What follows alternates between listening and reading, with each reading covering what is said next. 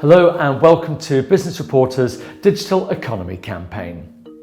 Governance, risk management and regulatory compliance are just three of the constant challenges business leaders have to deal with.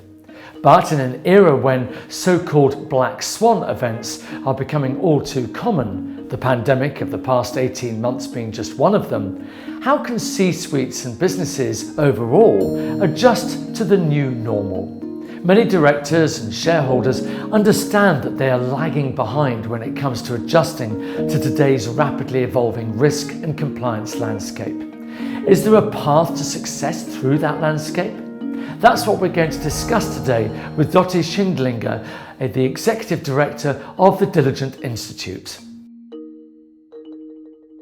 There has always been risk and there have always been regulations. What have been the most recent developments? There are so many interesting developments in the world of governance right now. It's hard to pick just a handful of the things that are top of mind, but I'll try to keep it to maybe five. So a few things that leap out right away. First and foremost, the greater focus on board diversity. This has been a global phenomenon. Certainly not something that has happened just in the past year, but has absolutely gained a lot of momentum over the last 3 years. Now that has expanded to include individuals of different ethnic backgrounds, racial backgrounds, different nationalities, LGBTQ status. I mean, there's quite a bit of focus coming specifically from institutional investors and the shareholder community around ensuring that boards represent better the stakeholders of the company. And then in addition, I would say there's a lot of focus now on skill set diversity. A second really big trend would be around ESG more broadly, so environment, social, and governance.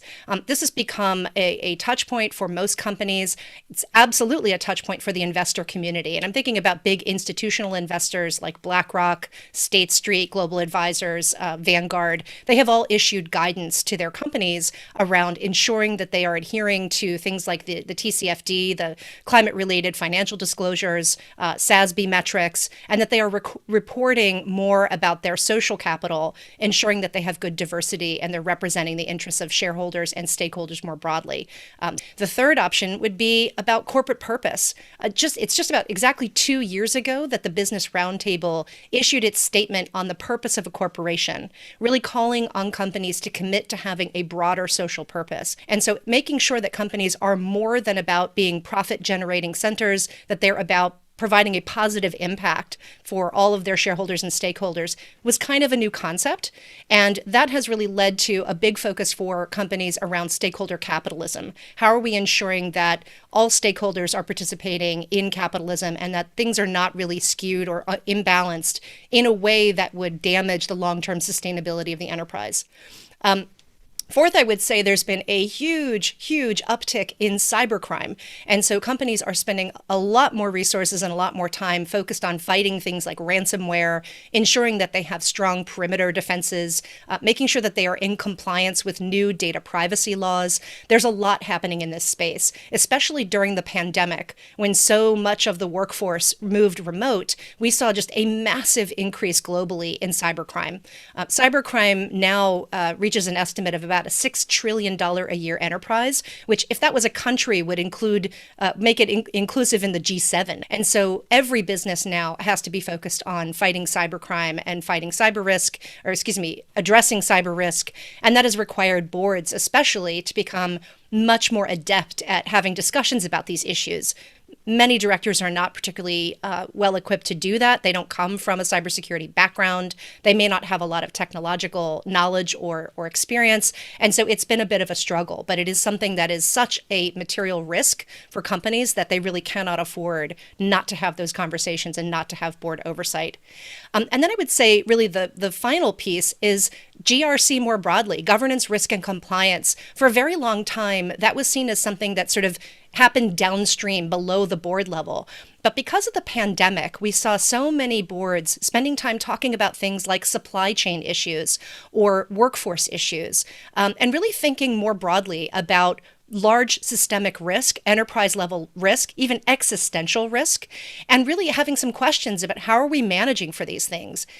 Has the pandemic been the game changer, or is it just an accelerator? Great question. They certainly were thinking about these things before the pandemic, but the pandemic absolutely has been an accelerator. And that's been true in lots of different ways, not just these 5 issues. But a good example would be look at what happened here in the US after the murder of George Floyd, the giant global response in terms of fighting systemic racism and calling that out. And the corporate community absolutely responded to that. We saw so many CEOs make commitments publicly about fighting systemic racism and holding themselves accountable. How have directors who have adapted to the new normal changed their methods? There's quite a few things that directors are doing to try to be ready to handle the new normal, or I might even call it the next normal, because what is normal right now today is probably not going to be normal tomorrow. And the way that they're really able to do that is by making better use of technology. So back in the day, if we go back, let's say 200 years when governance was sort of first a thing, when corporations were really just getting their start 300 years ago, boards might gather a handful of times a year. They would often read big stacks of paper and try to come up to speed with what was happening in the company. And they would make decisions accordingly based on that information, and usually that information alone. Those days are really over. If that is how you are approaching board work these days, you are absolutely out at sea. You cannot just rely on dated information coming from one source and be expected to do a good job. We actually did a report from Diligent Institute in 2019 called Beyond the Boardroom, where we asked corporate directors, how do you prepare for board meetings? And we were just curious to see what they might tell us. And what we learned from that report was that 2/3 of them globally do something other than just read the materials they get from management in preparation for each meeting. This is for every single meeting. And some of the activities they told us they engage in include doing their own independent research on the company using external sources. They speak to each other. They call a friend. They ask, have you faced this situation before? How have you dealt with something like this? And they also spend time just looking generally at good governance practices. They go to conferences, they take classes, they watch TED Talks. They are basically huge consumers of information about their industries, about governance itself, and about the planet at large. And you kind of cannot do any of those things without technology. I mean, this is where something like AI absolutely excels. It can quickly calculate different probabilities of likelihood of something happening and kind of give you back some insight. If we make this decision, what are the downstream implications and what are their probabilities of happening? That's the way to make decisions moving forward. I think that's what we think of as modern governance. It's really arming directors and leaders with these tools so they can make these kinds of sophisticated judgment calls, understanding that nothing is going to be 100% perfect. What would you say are the 3 most important capabilities that the leadership should have but are often missing? Well, one of the main things I would say is make sure that you're looking at the full spectrum of ways of measuring success. I think we're seeing so many companies, as ESG is on the rise, embracing more non-financial metrics of success. And I think that's a huge net positive for everyone, not just the stakeholders of the organization, but the sustainability and longevity of the enterprise itself. What are the different metrics that we can look at in terms of the impact on our workforce, on the planet, on our suppliers, on our ethics? How are we doing on all of these different metrics? So you can start to see how having technology tools to help keep you honest and really ensure that you are watching the correct metrics and understanding a fuller picture, that is really what is going to set companies apart. So I would say for boards and leaders, make sure you have those tools. Make sure you're armed with the right insights so you can really get the full picture. What does Diligent bring to the table?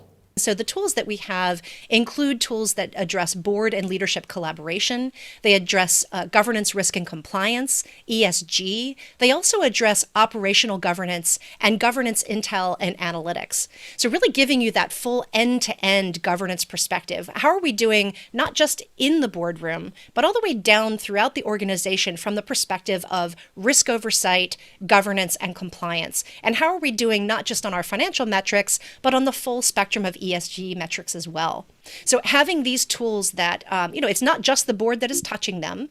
You're going to have inputs from across the business, but then there's a way that it all rolls up to the board and senior leadership level to give them the kind of insight that they need. Let's look to the future. What do you think enterprises and their GRC will look like in, say, 3 to 5 years? I would say in 3 to 5 years' time, there would just be a complete continuity line between what happens at the board level and what happens throughout the organization. The board would feel confidence that they're understanding the full scope of risk and compliance, and they would be able to provide oversight from the board level.